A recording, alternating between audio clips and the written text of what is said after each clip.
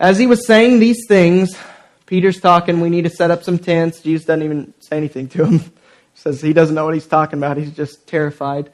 As he was saying these things, a cloud came and overshadowed them, and they were afraid as they entered the cloud. And a voice came out of the cloud saying, "This is my Son, my chosen one. Listen to him." And when the voice had spoken, Jesus was found alone. And they kept silent and told no one in those days anything of what they had seen. The presence of God without death. Peter, James, and John are ushered into the immediate presence of the glory of God. They're enveloped into a cloud. Peter had just previously confessed that Jesus is the Christ, but now God the Father himself decisively says, "This is him."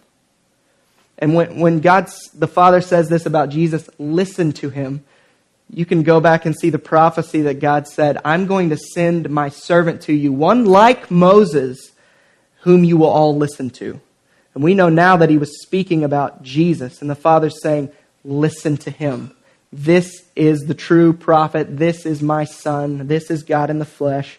Listen to him. He is the fulfillment of the prophets. He is the fulfillment of the law. This is it. You guys remember when God said to Moses, "No one can see my face and live." And he's saying, no one can take the presence of my holiness. It would destroy them. This can't happen. How can this happen? How can these people be in the presence of God without death, without being destroyed? How can three sinful men be in the living presence? How can anyone, for that matter, how can any of us be in the immediate presence of God and not be destroyed? I'll tell you why.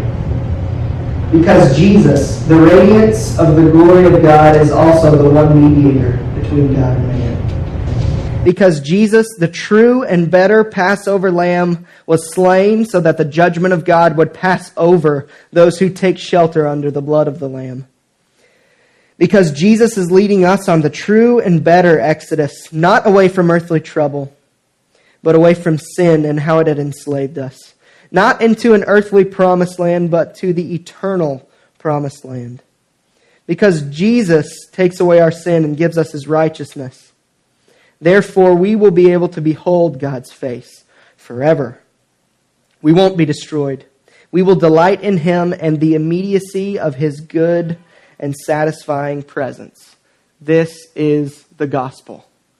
Jesus is the true and better Passover lamb. Jesus is leading us on the true and better Exodus that the original one was just a foreshadow of. Jesus takes away our sin. Jesus gives us his righteousness. It's good news. It's not good advice.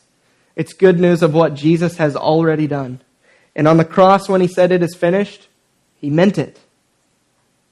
He did not mean to say it is possible. He said it's finished.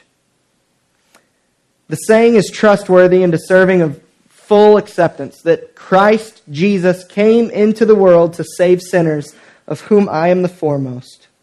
The Apostle Paul in 1 Timothy 1:15.